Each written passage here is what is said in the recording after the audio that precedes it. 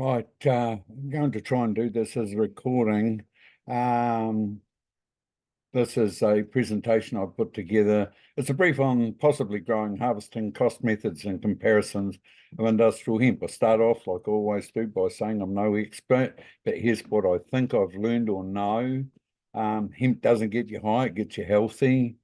There is hope for hemp and a big New Zealand kia ora, all round. And I'll go through it and see what it comes out like, and we'll go from there. Um, this I'm just talking about our Mokapuna and why the treaty wasn't utilised, why Fazan's in Australia has so much authority, we're 1 against 9, so they get their own way every single time. This was the first planting. My son actually planted the first one at 102, and that's the rest of us later on. It was absolutely hopeless. It was in the corner of a deer paddock, and it grew to about 18 inches tall because the soil was that solidly compacted. My sincere apologies. You would think I'd be able to give you some absolute hardcore numbers, but I'm struggling to do that after 30 years, mostly because our government hasn't got behind industrial hemp. They're still back in the days where they're spouting off about marijuana, and in New Zealand, they call marijuana cannabis, and that's like calling all motor vehicles cars, which of course they're not. They range from push bikes, scooters, all the way up to mega vehicles. And it's just utterly ridiculous. I also identify here for slide 19, the Canadian Dr. Ernest Small. He's the reason that the THC level in industrial hemp around the world is set at somewhere around 0.3%. But it was never intended as that. It was just that he knew that they were genetically separate. That's industrial hemp and so-called marijuana. If we can actually manage to persuade our politicians of this, we might get somewhere. So you want to grow hemp. What do you need? The simple answer is you need to be a life member of the Flat Earth Society. Nothing else matters. If you're not a life member of the Flat Earth Society, you will go crazy.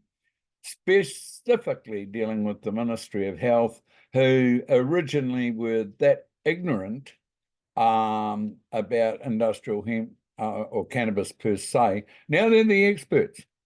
You can't tell them anything. Roots, you require a license to grow hemp roots and possess them. Why? Nobody in the history of the world has been taken to court over hemp or marijuana roots. Why would they be? And our High Court says there is no usable cannabis in the generic use of the word in New Zealand in it, i.e. no drug. End of story. So, first questions I get asked are, how much will it cost me and how much will I make? Well, in answer to those questions, it'll cost you more than it should, and you'll make less than you could or should. If the legislation were moved away from both MODA and the Ministry of Health and standalone legislation, of course it would cost you way less. You wouldn't be doing idiotic THC tests for a start. You wouldn't have to do police tests to get a license. All you'd have to do is prove that you were growing a cultivar of industrial hemp. You shouldn't even have to do that in a reasonable world. However, we all know that there is nothing reasonable about our world. Hemp's not grass, like wheat or barley, and it doesn't lend itself well to combine harvesters. I suggested to a number of people, grape harvesters, they were farmers who wanted a go through the paddock, get everything in one hit, blah, blah, blah, blah. Great people, did it, got beautiful, clean seeds, but they would need to redesign their paddocks and that sort of thing. And that's for other people like Ag Research and that to do. It's not for individual farmers that are trying to make money. I put it in here because I think it's more likely to be the way of the future because you get beautiful, clean, ripe seeds only. And you can go through the crop as many times as the birds will let you. Just another one, Tom Welsh up in the North Island brought one, didn't actually have a crop to harvest with it. So, well done, Tom, but didn't get anywhere with it. Bee pollen has got very, very high potential. It's not that difficult to harvest. It probably does require great attention to cleanliness and that sort of thing, because I think it should, in fact, become part of the economics of industrial hemp. Sorry, it went to the next one there. And this is just some close-up photos showing you. Hemp does not produce nectar. Bees do not come to hemp to make honey. They never have, they never will. But you can see by how much pollen they've come. They just love the pollen. Okay. This is just a bit of blurb about the goodness that's in hemp seed oil, for instance, heart, brain, cell health with the omega-3, 6, and 9s. In 2019, ABCM, it's a veterinary subgroup of MPI, had a real brain issue, in my opinion, because they decided that you shouldn't be dopey, don't feed your stock hemp. And they took stock to mean everything from cats right the way through to goats, guinea pigs, the whole lot. You're not even allowed to make hemp pet foods out of it at the current time. And this just shows you how well the government's propaganda, or the global propaganda, has worked against a plant that has no evil intent. All it wants to do is grow and do good things for us, and we've turned it into some sort of demon. This is just sort of trying to talk to people about yields and that sort of thing. The current yields in New Zealand are around about 1,000 kilograms per hectare. People will tell lies to you depending on their bent. I can remember I was giving a presentation at a place, and the guy told me what his yield was. And the moment he heard my presentation that you can't get a huge yield if you don't do something in your own best interest, he increased his yield by 0.8 of a tonne. So it went from 1 tonne to 1.8 tonne per hectare. Look, it doesn't help anyone running around telling lies about your yields. At the end of the day, the only time it's helpful to a farmer or to our economy or anybody else is if it's true.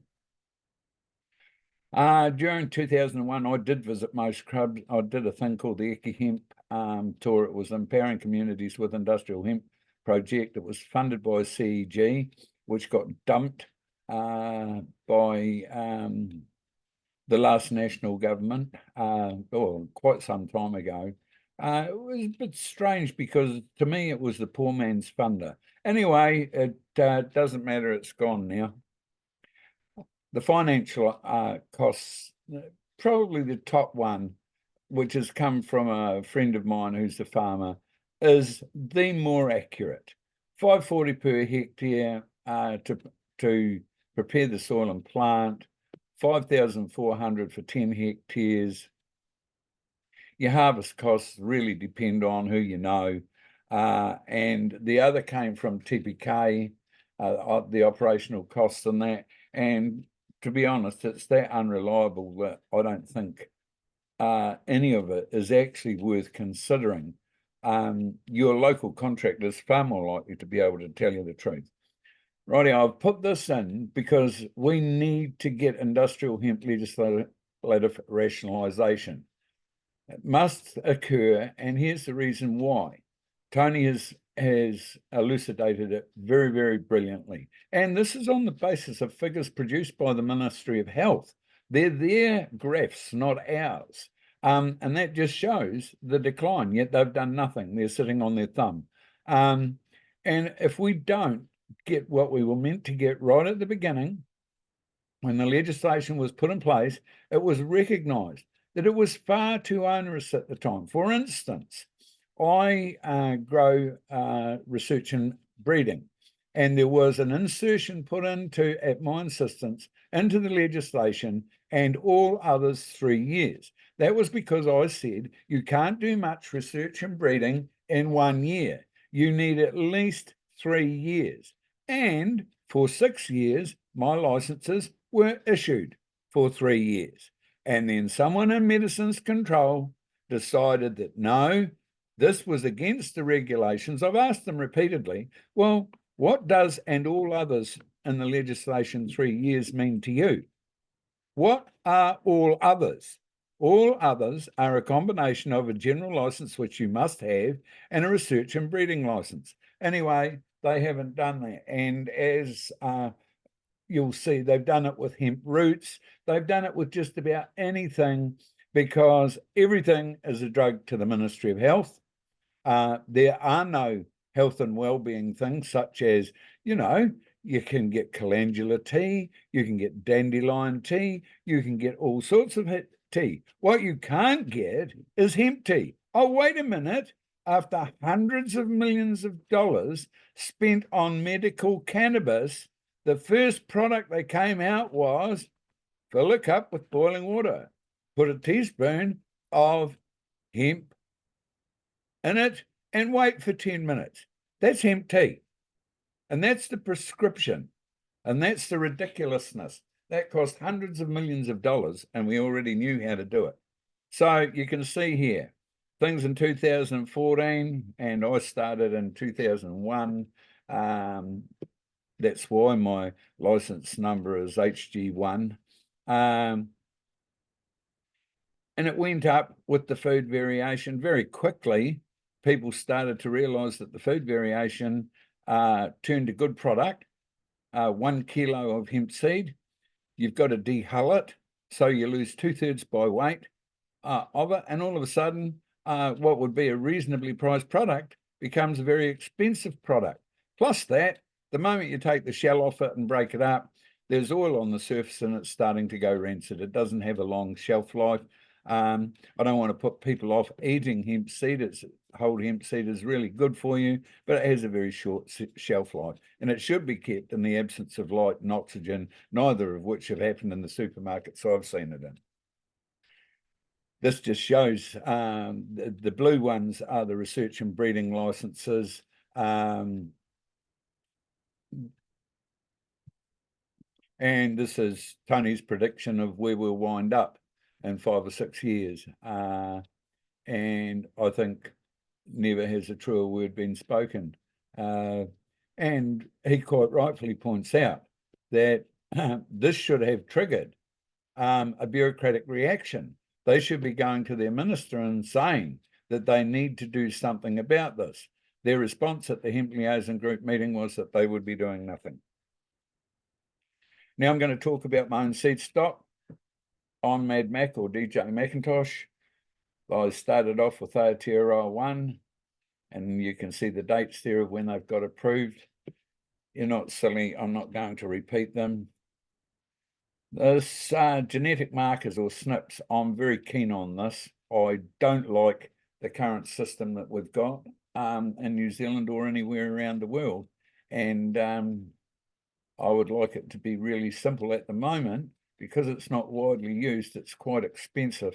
But I would say that, like everything, it will get significantly cheaper if it becomes a standard in the industry. This is just information about the seed stock, Aotearoa 1, and it's I originally got this off a Professor McPartland, who wrote Hemp Pests and Diseases, or co-wrote it. The current cultivar is very, very distinctly different from that, but also very distinctly different from any other cultivars available in New Zealand, given the original source of it. And of course, I would say it is now a generic landrace New Zealand cultivar.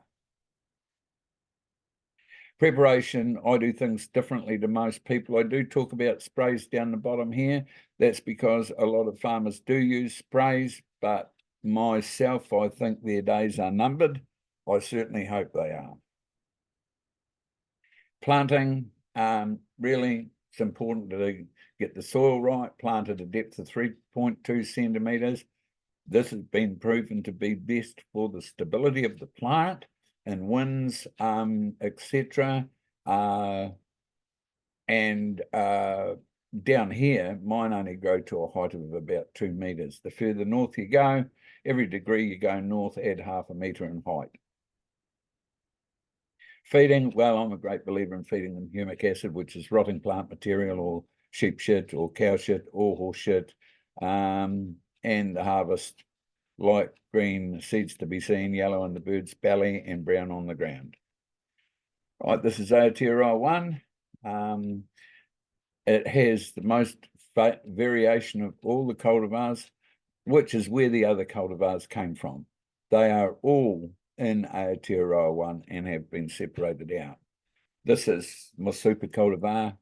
It's easy to get well over a kilo of seeds per plant. Of course, you can see by looking at that, you've got to allow the plant to express itself.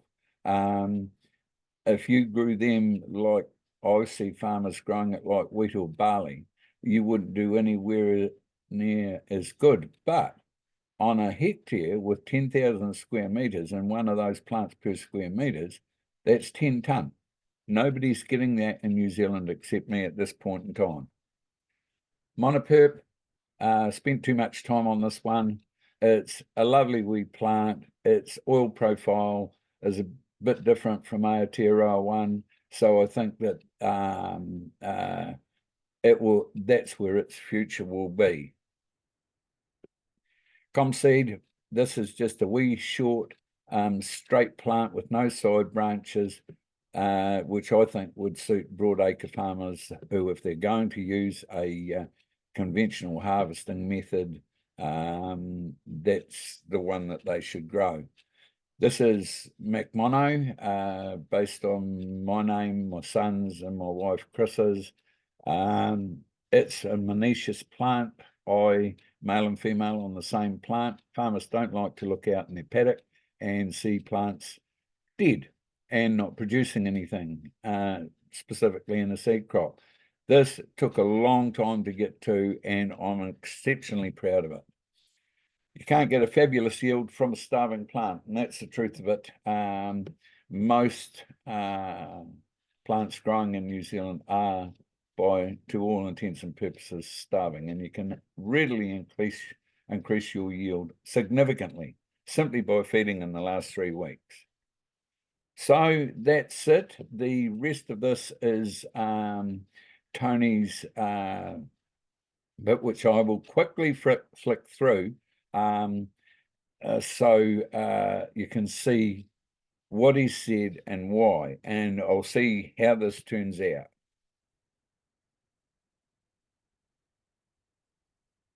And you can see he's very clear at the 10-year mark.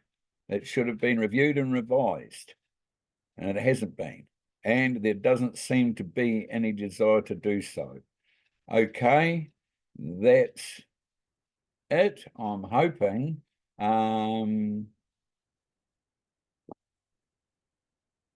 Oh, that's their affidavits.